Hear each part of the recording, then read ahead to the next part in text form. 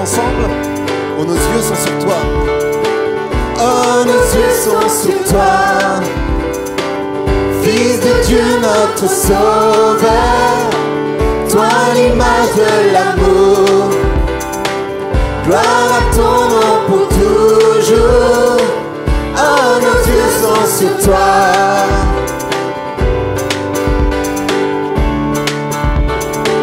Oh, nos yeux sont sur toi.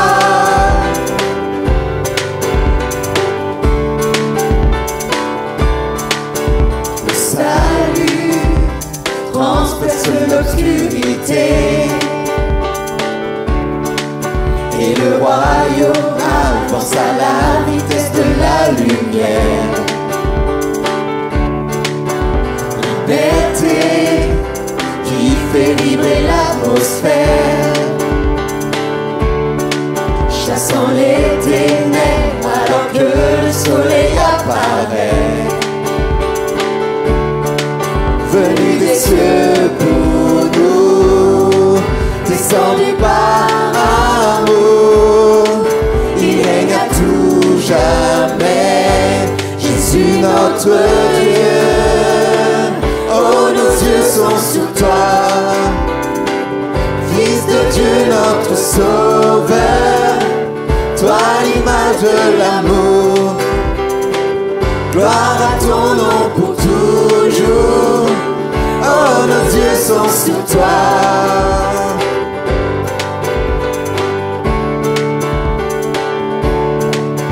Toute la terre verra son royaume venir. L'espoir des cieux brille comme l'aube du matin. Car pour toujours, il nous donne une vie nouvelle.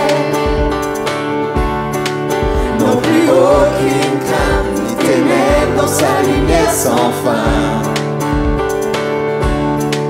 Venu des cieux pour nous, descendu par l'amour, il règne à tout jamais, Jésus notre Dieu. Oh, nos yeux sont sur toi,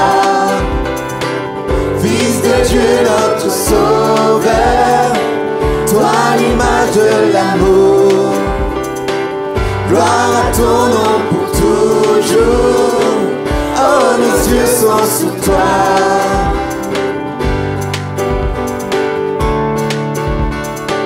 Oh, nos yeux sont sur toi. Yeah. Venu des cieux pour nous, descendu par amour, il règne à tout jamais, Jésus notre Dieu. Venu des cieux pour nous, descendu par amour, il règne à tout jamais, Jésus notre Dieu. Oh, nos yeux sont sur toi.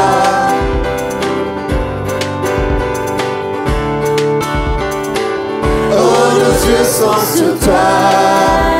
Yeah. Oh, nos yeux sont sur toi, Fils de Dieu notre Sauveur, toi l'image de l'amour. Gloire à ton nom pour toujours. Oh, nos yeux sont sur toi.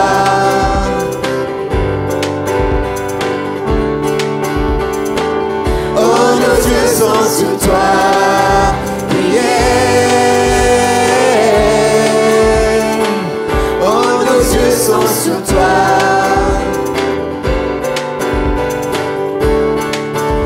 Est-ce qu'on peut le déclarer ensemble? Oh, nos yeux, Seigneur, sont fixés sur toi. Alléluia.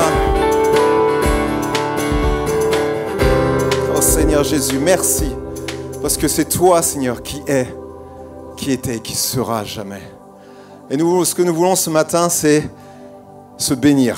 Vous savez, il y a un chant qui dit c'est la bénédiction. Nous sommes des apporteurs de bénédiction. Alors si vous dites, moi, j'ai rien en moi, c'est totalement faux, c'est un mensonge. Vous avez un trésor en vous. Alors vous allez tourner votre voisine, vous allez dire, je te bénis au nom de Jésus-Christ. Je te bénis, mon frère, ma sœur. Amen. Et là, vous déclenchez des belles choses, des choses nouvelles, avec simplement même un sourire, simplement un merci d'être présent, mais que nous puissions nous bénir. Et ce matin, on va le déclarer. Seigneur, oui, Dieu te bénit.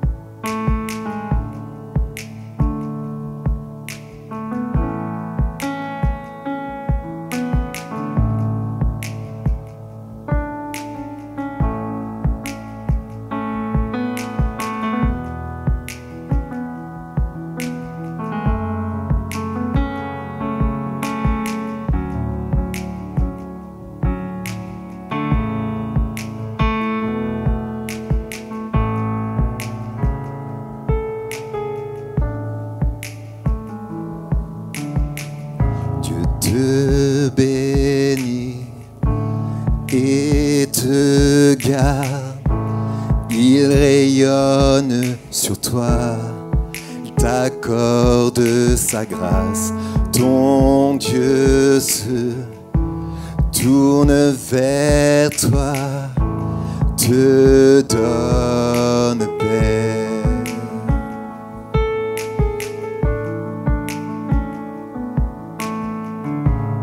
Te bénit et te garde, il rayonne sur toi, il t'accorde sa grâce. Ton Dieu se tourne vers toi, te donne paix. Amen.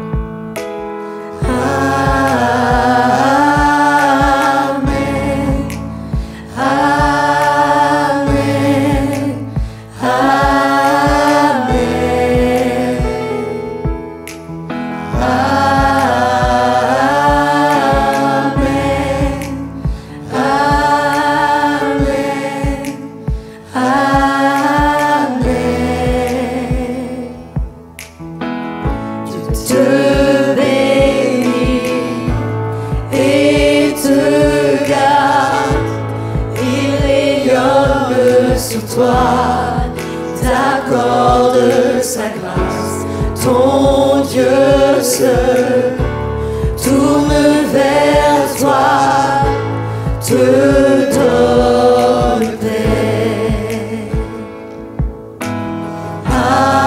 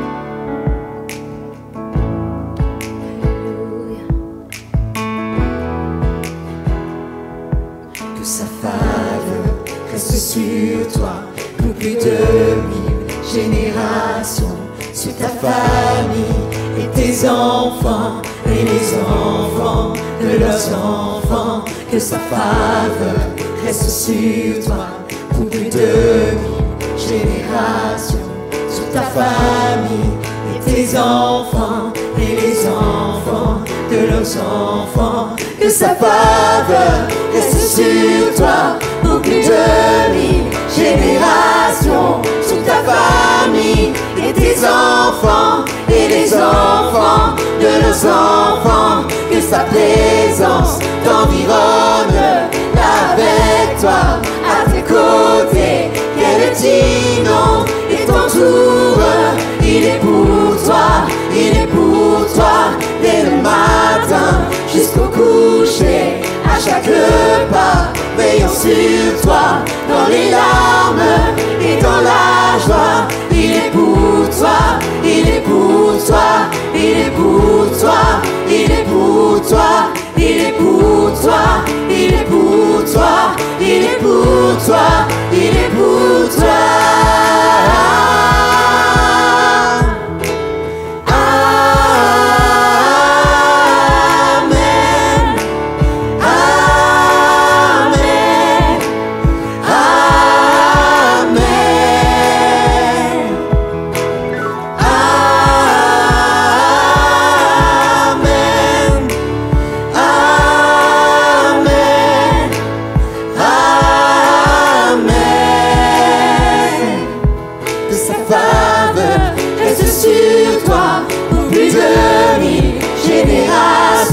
Sur ta famille et tes enfants et les enfants de leurs enfants. Que sa présence t'environne là avec toi, à tes côtés, qu'elle t'inonde et t'entoure. Il est pour toi, il est pour toi, dès le matin jusqu'au coucher, à chaque pas, veillant sur toi, dans les larmes et dans la joie. Il est pour toi, il est pour toi, il est pour toi, il est pour toi, il est pour toi, il est pour toi, il est pour toi, il est pour toi.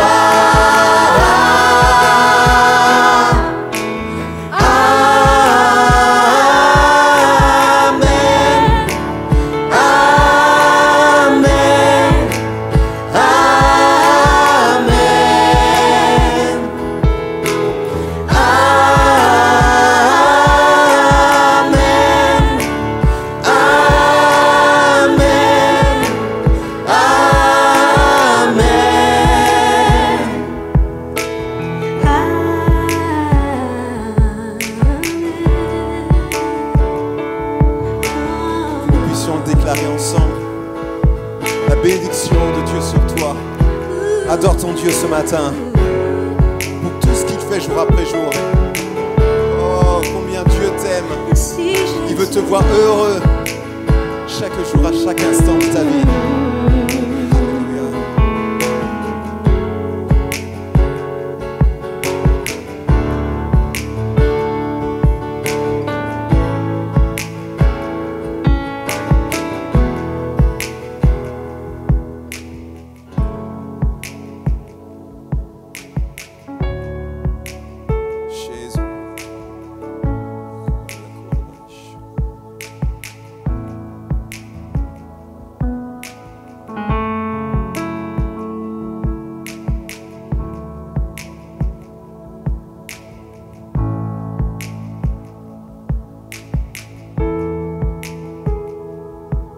Alléluia, nous rentrons dans une bénédiction.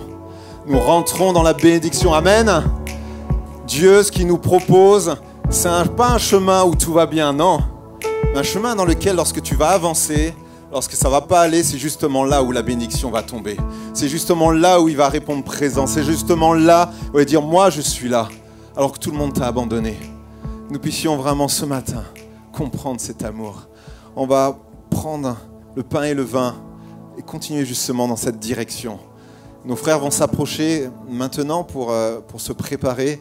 Et on va lire un verset de la parole de Dieu qui va s'afficher et qui nous apprend tout simplement à déclencher la bénédiction. Ainsi donc, comme des élus de Dieu saints et bien-aimés, revêtez-vous d'entrailles de miséricorde, de bonté, d'humilité, de douceur, de patience. Supportez-vous les uns les autres, et si l'un a sujet de se plaindre de l'autre, pardonnez-vous réciproquement. De même que Christ vous a pardonné, pardonnez-vous aussi.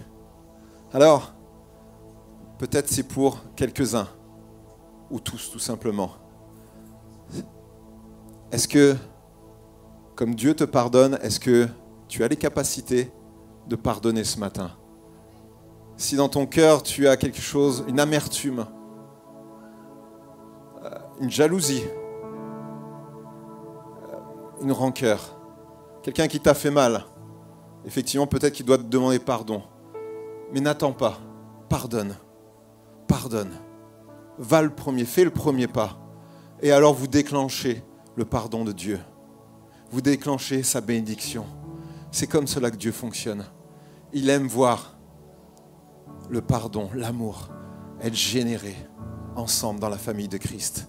Ou même que ce soit dans votre travail, que ce soit dans la famille, peu importe. Lorsque nous nous positionnons en tant que lumière, alors nous apportons la vie. Au lieu qu'il y ait la critique, au lieu qu'il y ait des mauvaises paroles qui blessent, alors apportez le pardon et la grâce.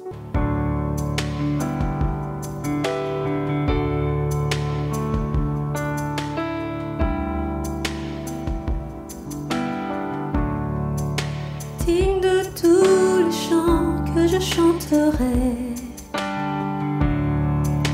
digne de la louange que j'élèverai, digne de chaque souffle que je te rendrai. Je vis pour toi, oh, je vis pour toi. Jésus, le nom au-dessus de tous les noms. Jésus, tu es le seul m'offrant le pardon. Digne de chaque souffle que je te rendrai. Je vis pour toi. Je vis pour toi. Très saint, qui est semblable à toi, qui est comparable. Ouvre mes yeux à ta beauté. Déverse ton cœur en moi, révèle ton amour et rends-moi passionné de ce que tu es.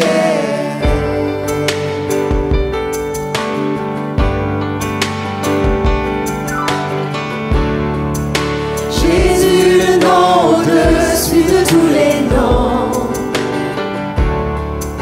Jésus, tu es le seul m'offrant le pardon.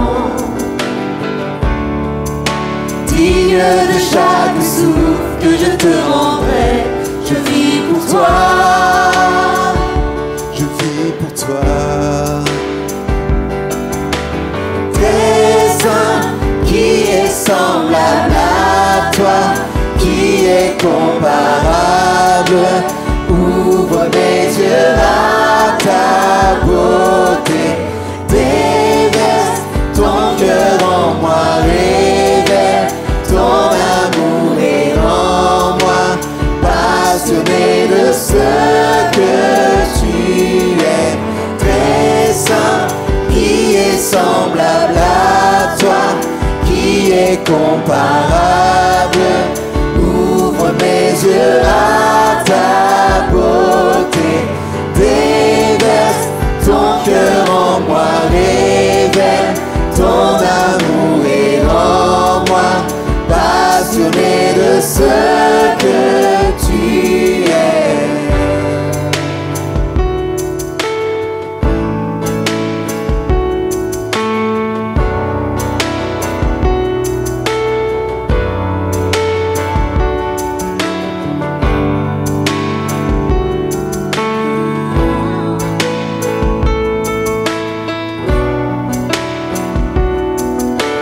Je bâtirai ma vie. Je bâtirai ma vie sur ton amour, fondement inébranlable, et j'ancrerai ma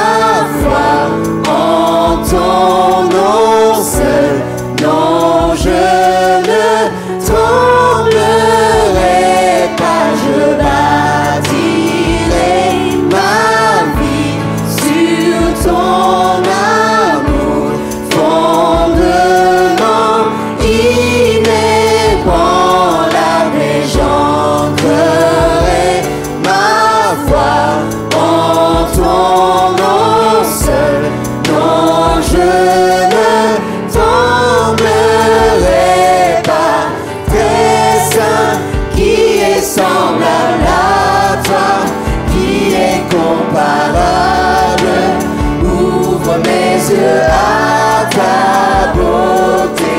Déverse ton cœur en moi, révèle ton amour et rends-moi passionné de ce que tu es. T'es saint, qui est semblable à toi, qui est comparable. Ouvre mes yeux à ta beauté. Déverse ton cœur en moi, révèle ton amour et rends-moi passionné de ce que tu es.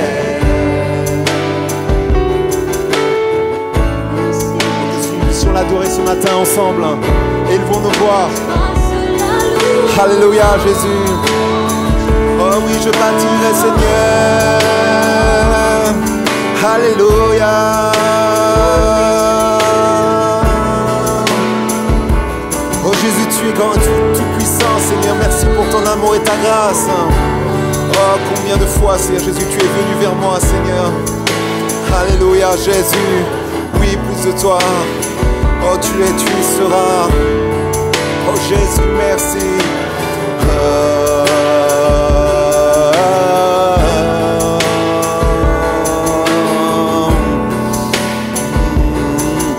Oh Jésus.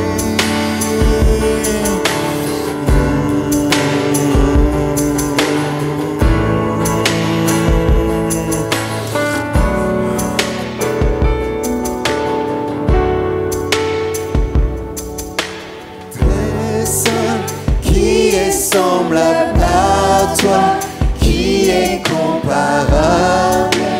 Ouvre mes yeux à ta beauté. Déverse ton cœur en moi, révèle ton amour et rends-moi passionné de ce que tu es.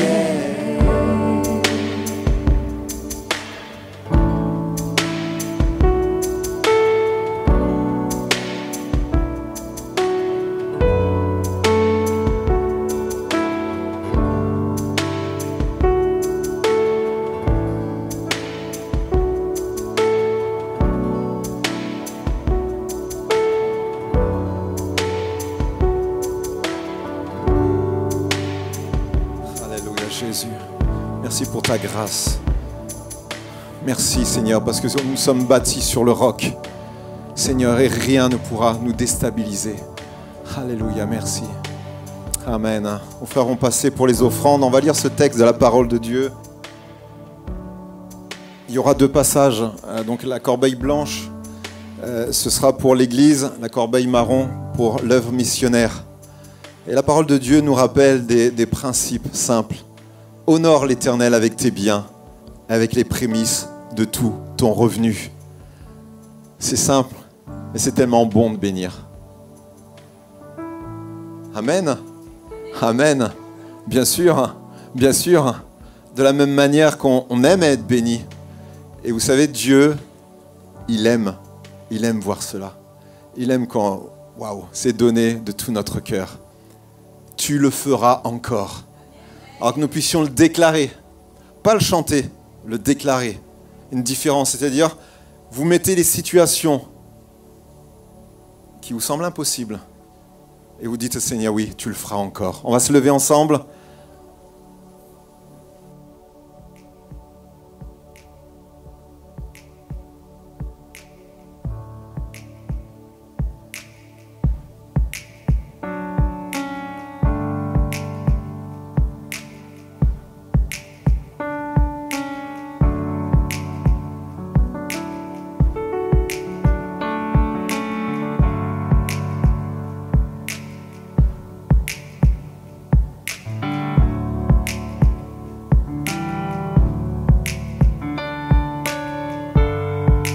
Tout ce temps j'ai marché, ces murs ne sont pas tombés, mais jamais tu ne m'as laissé.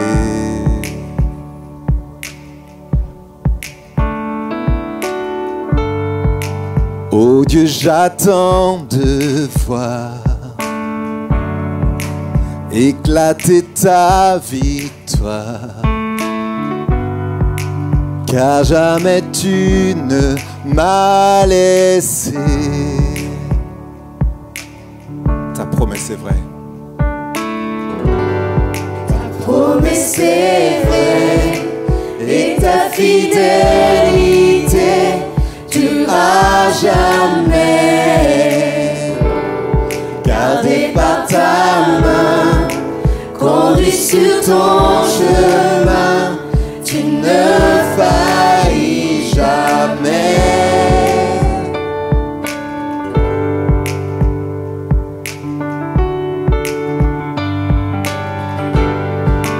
La nuit disparaîtra, ta parole s'accomplira, mon cœur chantera tes louanges.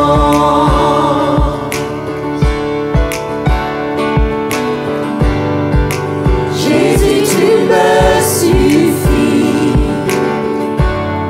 ton amour est mon abri, mon cœur chantera tes louanges.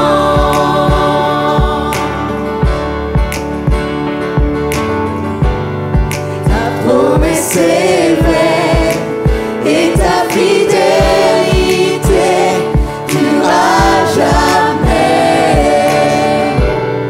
Gardé par ta main, conduit sur ton chemin, tu ne faillis jamais. Ta promesse est vraie et ta fidélité durera jamais. Gardé par ta main, conduit sur ton chemin, tu ne faillis jamais.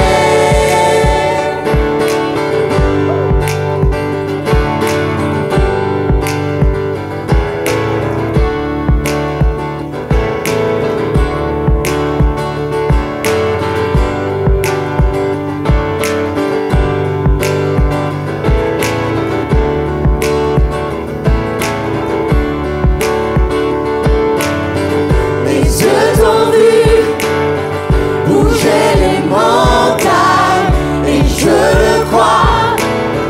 À nouveau tu le feras dans le néant. Tu traces la voie et je le crois.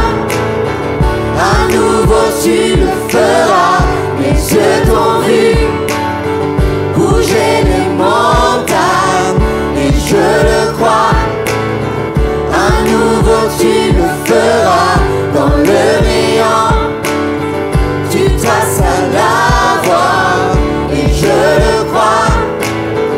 À nouveau tu le feras. Mes yeux t'ont vu bouger les montagnes et je le crois. À nouveau tu le feras dans le néant. Tu traces la voie et je le crois. À nouveau tu le feras. À nouveau tu le feras. À nouveau tu le feras.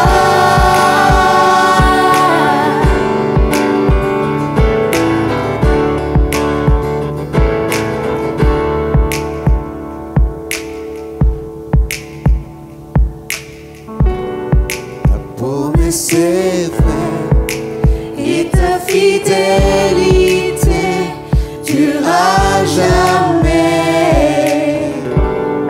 Gardé par ta main, conduit sur ton chemin, tu ne faillis jamais.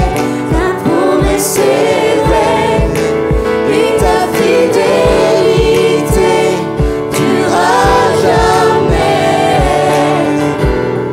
Gardé par ta main, conduit sur ton chemin, tu ne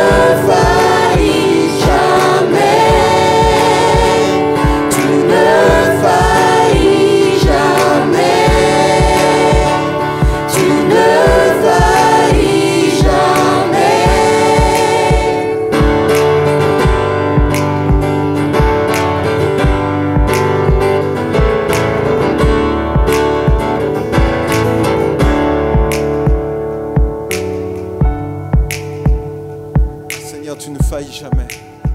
Ta promesse est oui et amen.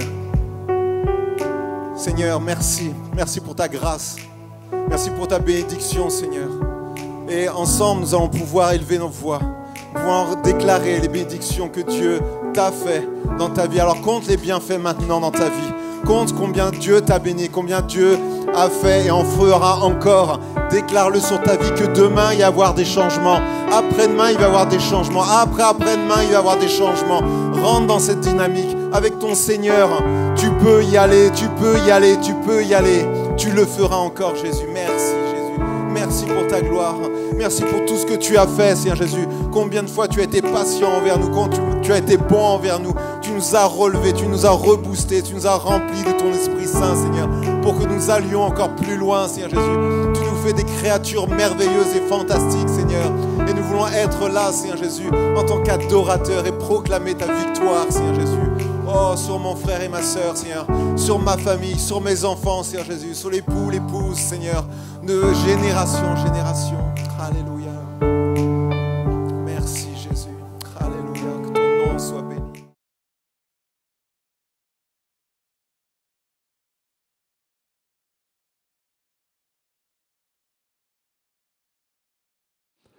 Bonjour chers frères et sœurs. Heureux d'être ensemble dans la présence de Dieu. Je profite de ces moments pour souhaiter la bienvenue, saluer les amis, les frères et sœurs qui nous visitent pour la première ou les premières fois. Ceux et celles qui nous regardent sur les réseaux sociaux, que le Seigneur les bénisse. Amen. Nous sommes réunis pour adorer Dieu. Amen. Et nous croyons et nous confessons que Jésus est au milieu de nous. Amen. Simplement parce que nous croyons à la parole de Dieu, aux Saintes Écritures. Là où 2 ou 3 sont réunis, eh bien, il est au milieu. Et au milieu de nous. Sans tarder, je vais vous inviter à ouvrir la parole de Dieu dans Genèse, chapitre 13, chapitre 14 et chapitre 16. On va lire quelques versets dans ces textes. Genèse 13, verset 1er.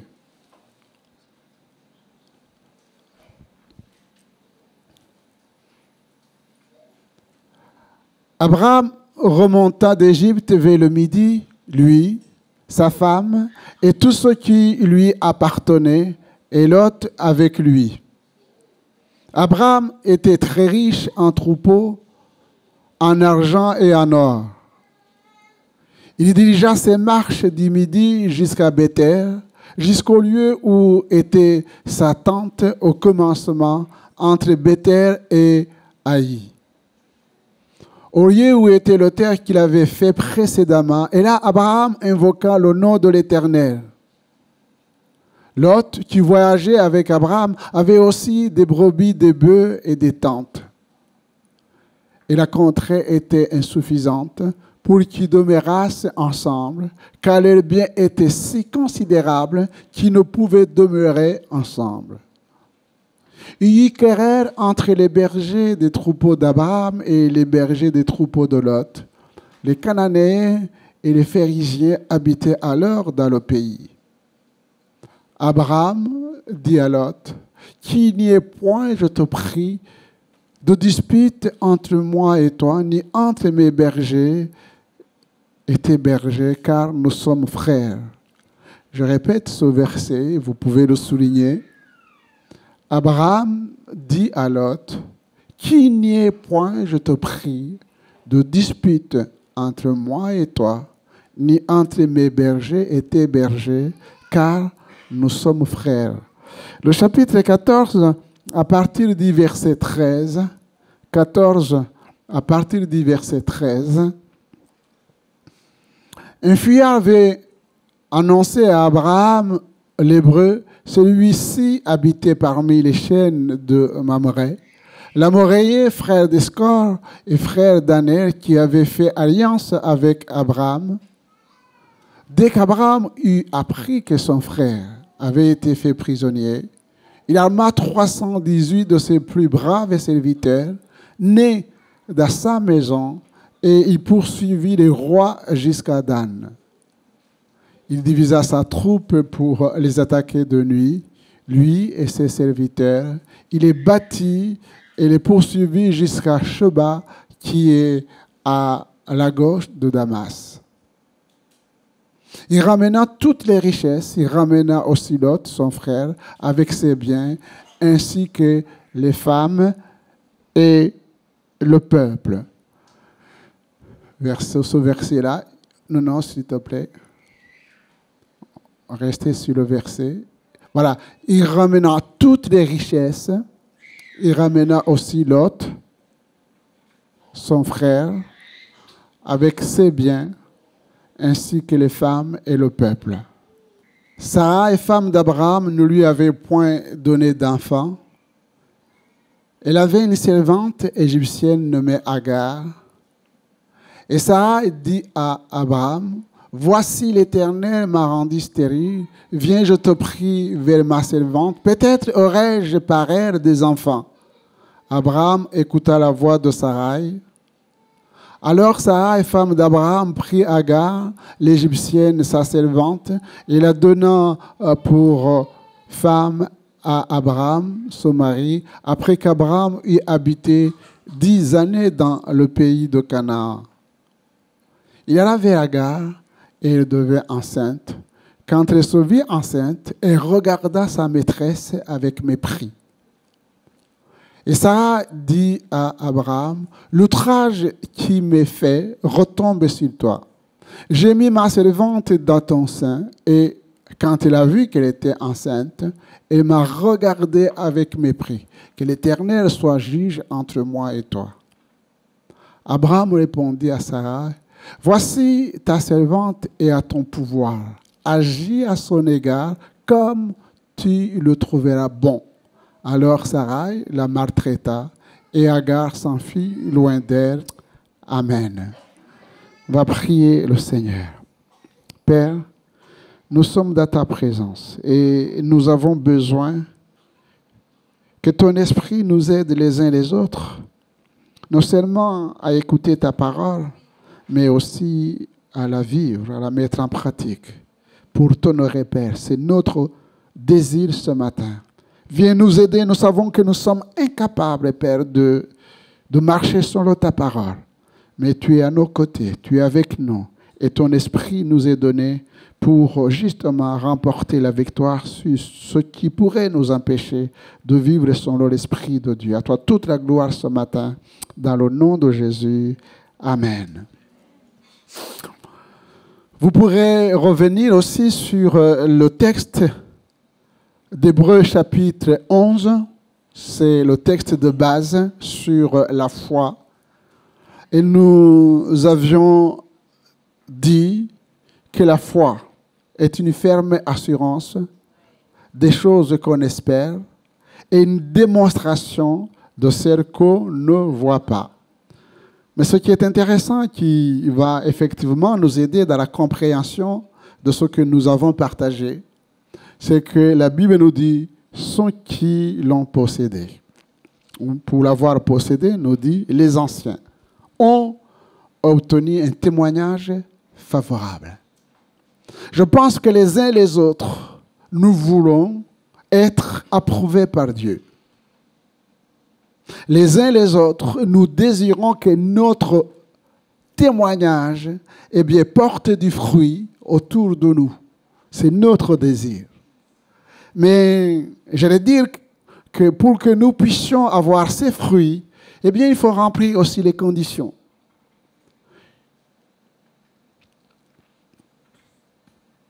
Nous avions dit qu'Abraham, il est et il restera toujours le père de la foi. L'homme qui n'a pas discuté avec Dieu, avions-nous dit, qui, après avoir écouté la parole de Dieu qui lui disait « Lève-toi, va dans le pays que je te montrerai, eh bien, Abraham n'a pas demandé de garantie. Il est parti. Et il est arrivé dans la terre promise, Canaan. Et il a bâti un autel pour rendre témoignage à Dieu. Je dirais que la première chose que nous pouvons peut-être vivre, c'est reconnaître la grâce qui nous a été faite, chers frères et sœurs. Nous étions dans le monde et Dieu, dans sa grâce, nous a sortis de ce monde. Et nous sommes aujourd'hui enfants de Dieu. Mais nous espérons autre chose. C'est-à-dire la cité céleste, vivre éternellement avec Dieu. Mais en attendant, nous sommes sur cette terre et nous devons apprendre à vivre comme des enfants de lumière. Le premier point que j'ai abordé dimanche passé, je vais très vite. Je me suis posé la question et je vous la pose. Et souvent, ça nous déstabilise. Comment se fait-il que Dieu a promis quelque chose, la terre promise, et que sur cette terre promise par le Seigneur, il y a eu la famine? Abraham va rencontrer un problème sur la terre promise, la famine. La famine. Il y a des chrétiens qui pensent qu'être en Christ, c'est vivre sur une autre planète sans problème, sans souci, sans inquiétude. Mais nous voyons que même dans l'obéissance, Abraham a rencontré des difficultés.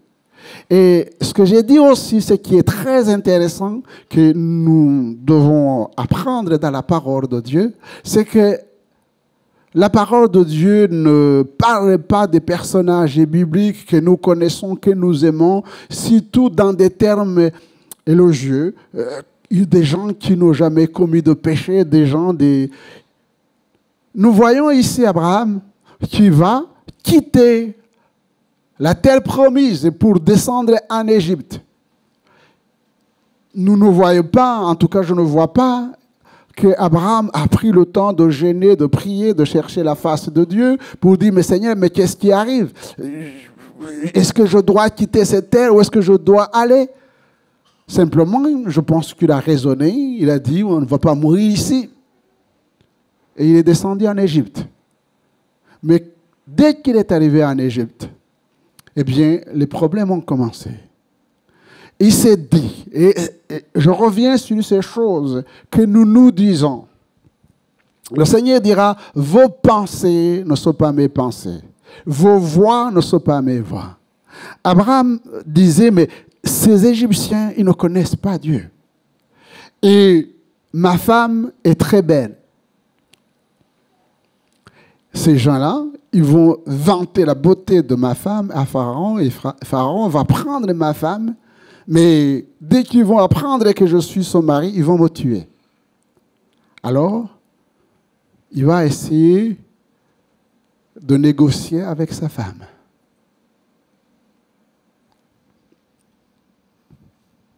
Ces gens-là, ils vont me tuer. J'ai dit qu'il avait peur de mourir. Il avait peur de mourir. Et pour avoir la vie sauve, il va s'arranger. Il y a des choses qui nous font peur dans la vie et qui peuvent nous déstabiliser et nous faire quitter les voies de la promesse. C'est à chacun de s'examiner. C'est à chacun de s'examiner.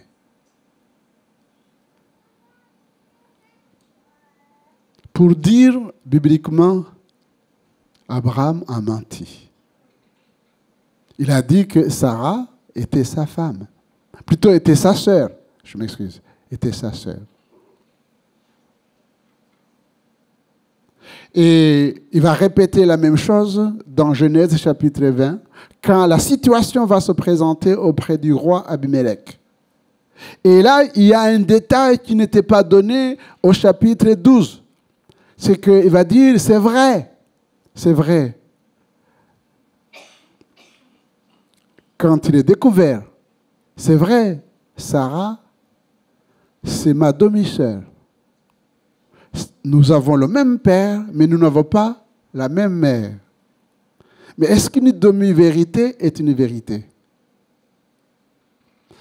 On le voit parce qu'il va être désapprouvé par Pharaon et par Abimelech. On disait, mais qu'est-ce que tu pensais quoi en cachant la vérité? Pourquoi tu ne m'as pas dit que c'est ta femme? C'est tout, c'est simple.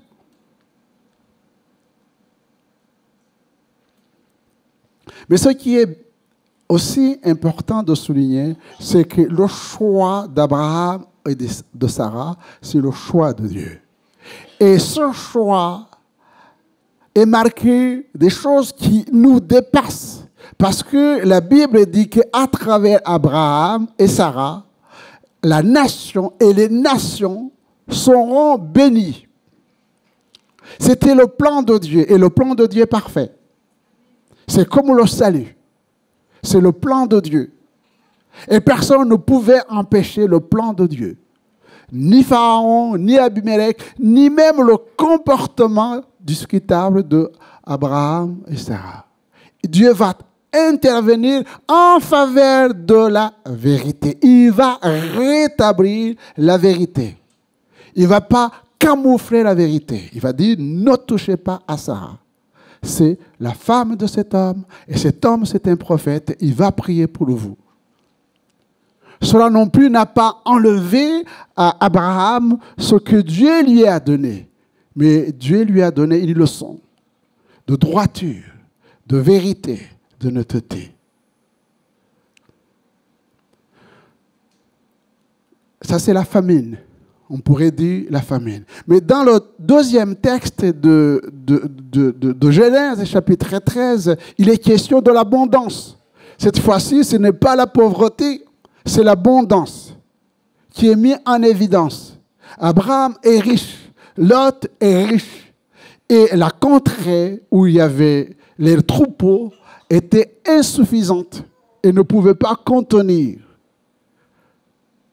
ces animaux.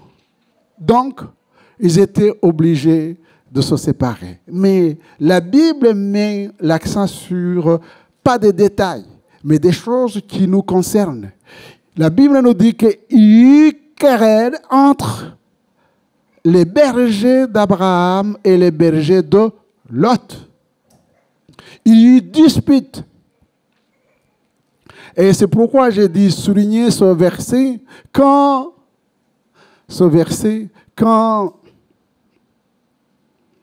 Abraham va se lever et il va dire à Lot, il ne faut pas qu'il y ait des querelles entre tes bergers et mes bergers, entre toi et moi, parce que nous sommes frères.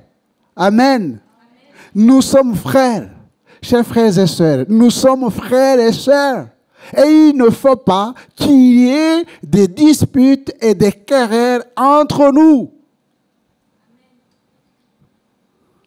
Est-ce que je trahis la parole de Dieu en vous disant cela? J'ai en face de moi des gens qui sont parfaits. Vous n'avez jamais de querelle entre vous. Vous n'avez jamais de dispute entre vous. Pas de dispute dans vos cœurs, pas de dispute dans vos couples, pas de dispute dans vos familles, pas de dispute dans l'église, pas de dispute, pas de querelle. Oh, c'est parfait. Je peux rentrer.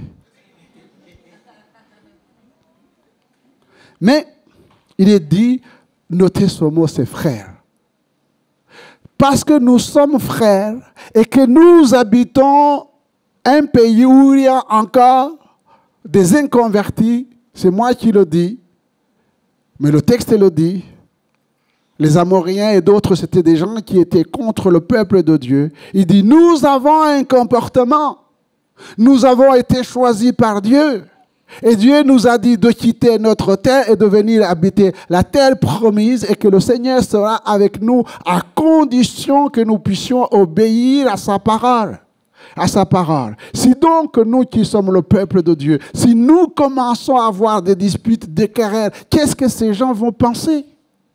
Et quel sera notre témoignage? Quelle est la parole que nous allons apporter à ces gens-là?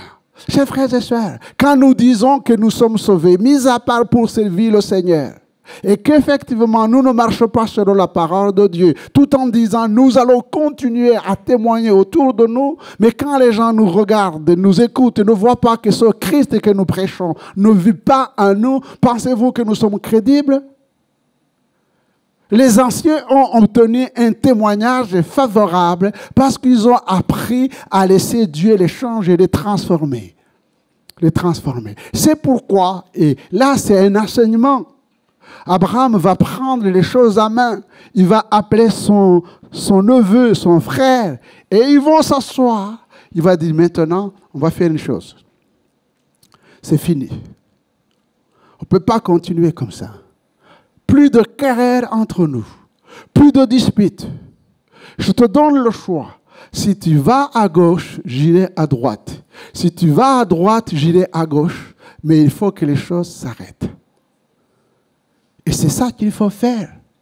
Ce n'est pas de calomnier le frère et sœur derrière son dos qui va changer les choses. C'est envenimer les choses. Mettre au courant des gens qui ne sont pas au courant des choses. La Bible nous dit que si tu es en querelle, si tu es en dispute, si tu as quelque chose contre ton frère ou ta sœur, eh bien la Bible dit, laisse ton offrande. Laisse ton offrande. Va propager cette nouvelle un peu partout. Non, va voir ton frère, ta sœur, comme Abraham, et vous réglez le problème devant Dieu. Nous sommes frères.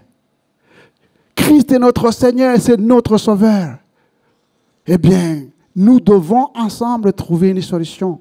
Et la solution, c'est l'obéissance à la parole de Dieu et la prière. Et la prière. Les querelles. Et j'avais dit que les querelles ont pour origine, nous dit l'apôtre Paul dans Galates, les passions. D'où viennent les querelles? D'où viennent des passions? Et l'apôtre Paul dit, les passions viennent de la chair qui n'est pas crucifiée. Alors il donne la solution, il dit, crucifiez la chair. Amen. Ceux qui sont en Jésus-Christ ont crucifié la chair avec ses passions et ses désirs.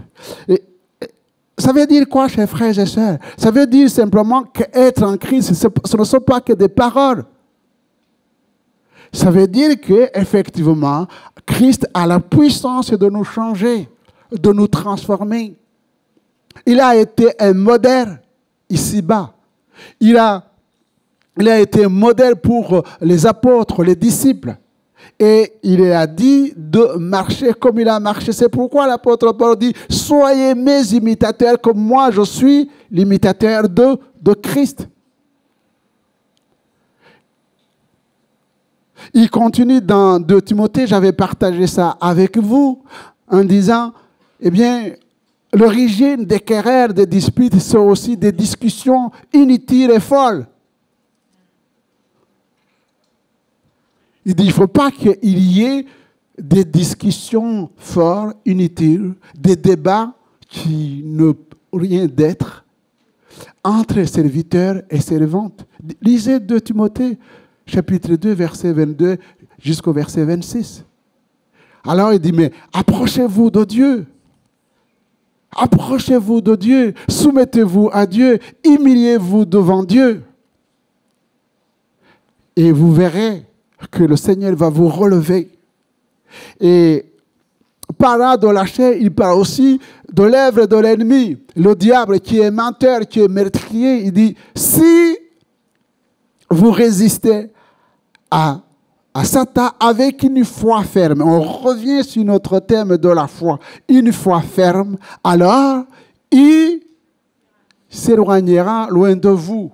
Et nous avons dit que la foi, eh bien, la foi vient de la parole du Christ. Il ne faut pas chercher loin, ce n'est pas difficile.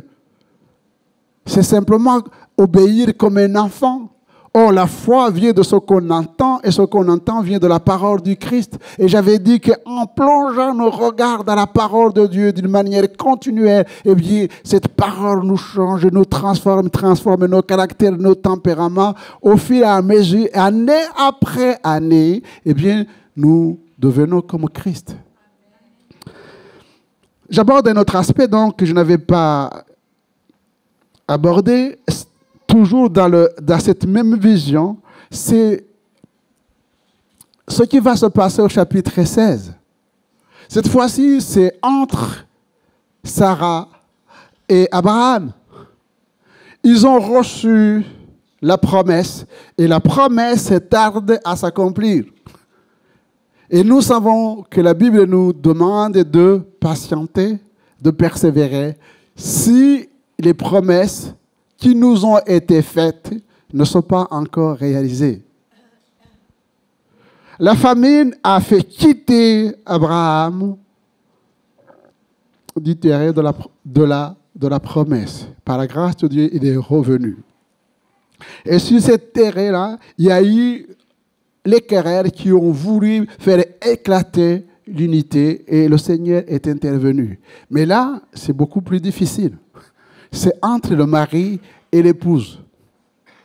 Le Seigneur a donné des promesses d'un enfant qui naîtrait de cette union-là.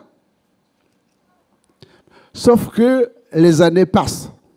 Les années passant, en les fraîchissant, même là, je pense qu'ils ont, humainement par là, ils ont quand même patienté. 70 ans, 80, il n'y a pas d'enfant. C'est dans les années 85 pour Abraham et 75 ans pour Sarah, que Sarah va faire quoi? Il va dire une chose, écoute. Et là, il va faire quelque chose qui existe, qui existait dans la coutume, dans le monde. Ça veut dire qu'une maîtresse pouvait prendre sa servante et la mettre dans les bras de son mari, avoir un enfant, et cet enfant n'appartenait pas à la servante, mais à la maîtresse. Ce sont des choses qui étaient courantes à cette époque. Mais vous me direz si je me trompe, il n'y a rien de nouveau sous le soleil. Quand on parle de GPA,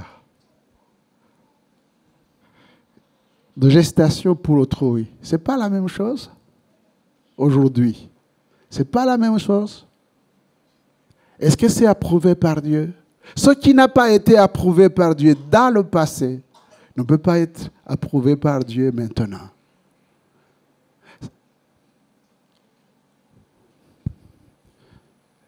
La faute, c'est à Sarah de vouloir aider Dieu à accomplir sa promesse en donnant sa servante à son mari.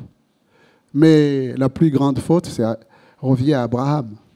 Il n'était pas obligé d'accepter. Il n'était pas obligé d'accepter pour une simple raison, parce qu'au chapitre 15, verset 1er jusqu'au verset 3, eh bien, quand il a été traversé par les doutes, l'inquiétude, et il a été visité par Dieu, et Dieu lui a renouvelé la promesse en disant, de tes entrailles, eh bien, il sortira un enfant. La promesse reste toujours. Et c'est étonnant que quand Sarah a insisté, il n'a pas dit non. Dieu nous a promis un enfant, il nous donnera un enfant.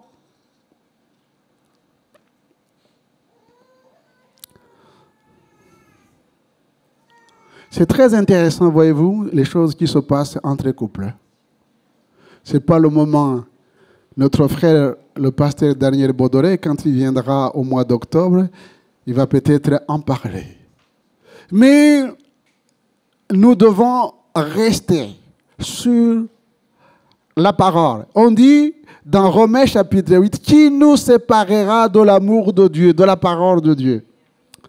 Alors, La Bible dit bien sûr que ceux qui sont mariés en Christ ne doivent pas se séparer.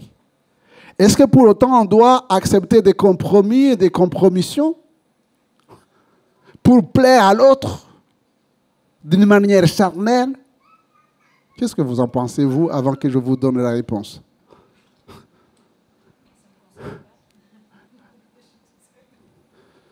Ça peut être concerné aussi. Nous sommes tous concernés parce que nous devons savoir dire oui quand il faut dire oui et non quand il faut dire non. Ce n'est pas par le fait que nous refusons le péché que l'autre va partir. Non. Nous sommes appelés. Et là aussi, voyez-vous, ce que je voudrais mettre en évidence, c'est que toute action a des conséquences. Le fait qu'Abraham a accepté d'arriver à Agar, que quand elle s'est vue enceinte, la Bible nous dit qu'elle a méprisé Sarah.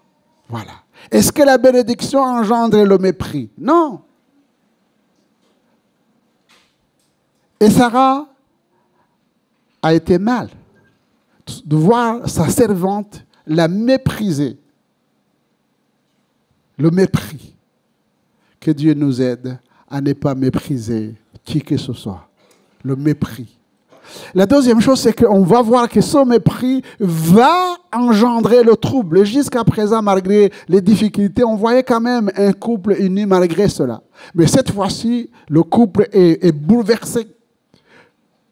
Et Sarah va dire que Dieu soit le juge entre nous. Attends. Le juge entre nous, alors que c'est elle qui est à l'origine de tous les problèmes.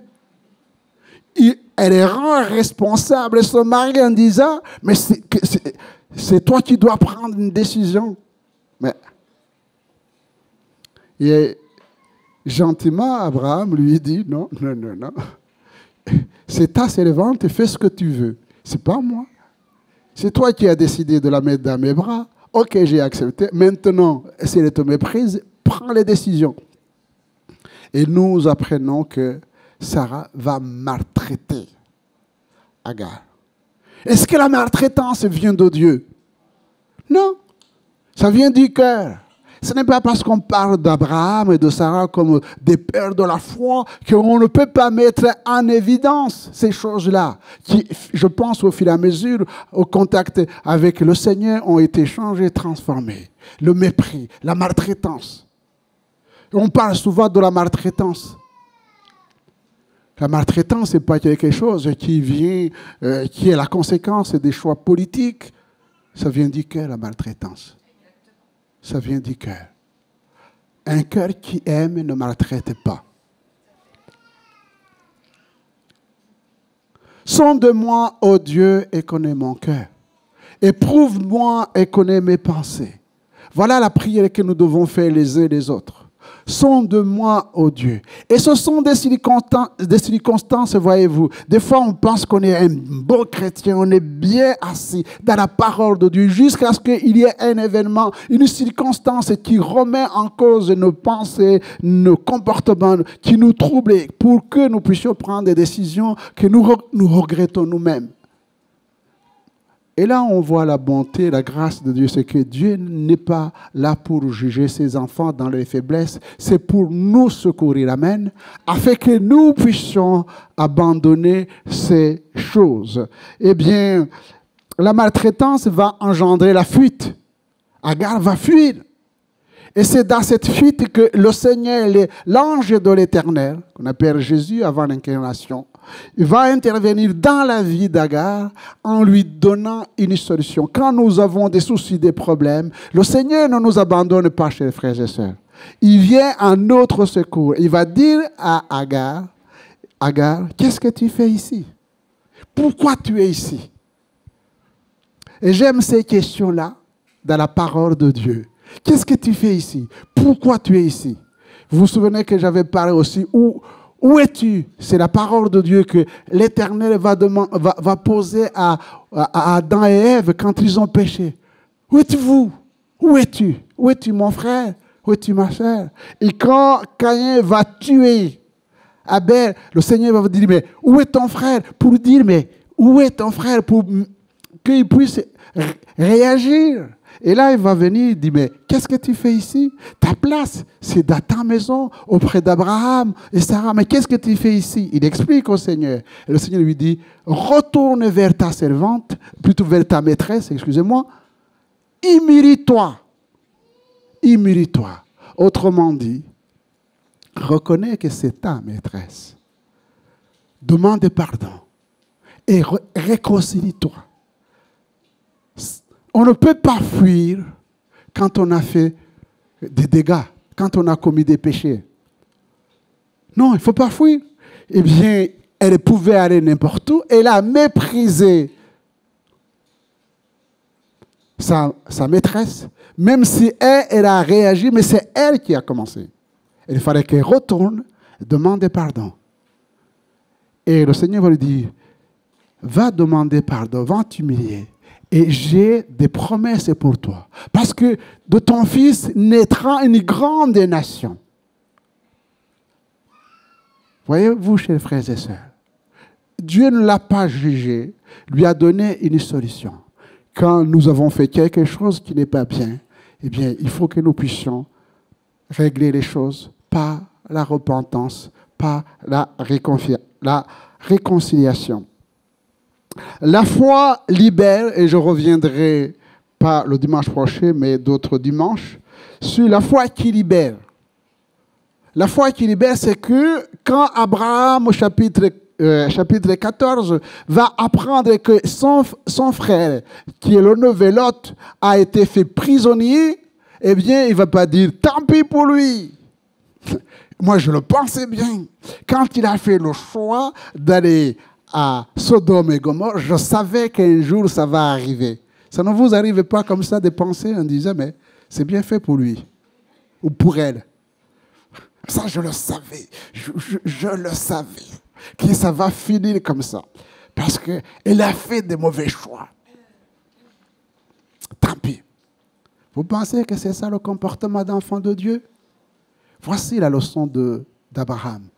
Quand Abraham a su que son neveu, Lot, son frère, a été fait prisonnier, la Bible nous dit qu'il a armé plus de 300 serviteurs des meilleurs pour aller délivrer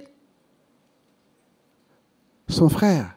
Et si vous lisez bien, c'était pas une mince affaire. C'était beaucoup de rois et beaucoup d'armées. Mais Abraham, poussé par l'Esprit de Dieu, il n'allait pas aller tuer les gens, il allait simplement chercher son frère. Chercher son frère. Combien de fois nous avons pleuré devant Dieu pour notre frère, pour notre soeur, quand nous avons su que notre frère et notre soeur passent par les difficultés. Combien de fois nous avons prié le Seigneur en disant, Seigneur, viens au secours de mon frère, viens au secours de ma soeur, Seigneur. Non, je ne peux pas accepter cette situation. Je vais combattre et je vais demander l'intervention de Dieu pour mon frère, pour ma soeur. Abraham l'a fait et la Bible nous dit qu'il a remporté la victoire. Eh bien, voyez-vous, chers frères et sœurs, nous aussi, si nous gênons, nous prions, quand nous entendons de mauvaises nouvelles concernant nos frères et sœurs, nous ne devrions jamais être contents ou juger. Nous devons gêner, prier, afin que le Seigneur puisse secourir ceux qui sont dans le besoin, et il le fera. C'est ce qu'il nous a dit, il le fera. Il le fera. Vous pouvez lire dans 1 Samuel comment David a délivré le peuple. Amen. Quand il est arrivé, voyant que tout le peuple de Dieu, le roi, était apeuré, effrayé par Goliath et par les Philistins, eh bien, rempli de l'Esprit de Dieu, fonda sa foi sur la parole de Dieu, il va mener le combat. Il dit à l'ennemi, toi tu marches vers moi avec la lance et le javelot, Mais moi, je marche contre toi au nom de l'Éternel des armées que tu as insulté.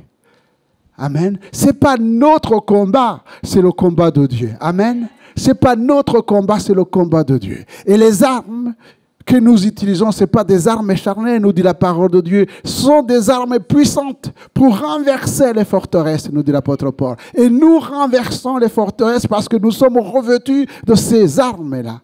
Et Goliath a été tué. Le peuple a été libéré. Oui, le Seigneur nous donne la victoire si nous sommes animés par cet esprit. Sauvez mon frère, ma soeur, pour la gloire de Dieu. Alors que le Seigneur nous aide les uns les autres dans nos vies personnelles, dans nos couples, dans nos familles, dans l'église de Nantes, mais aussi dans cette vision d'annoncer l'évangile. Nous annonçons l'évangile autour de nous parce que nous aimons les autres, parce que Dieu les aime.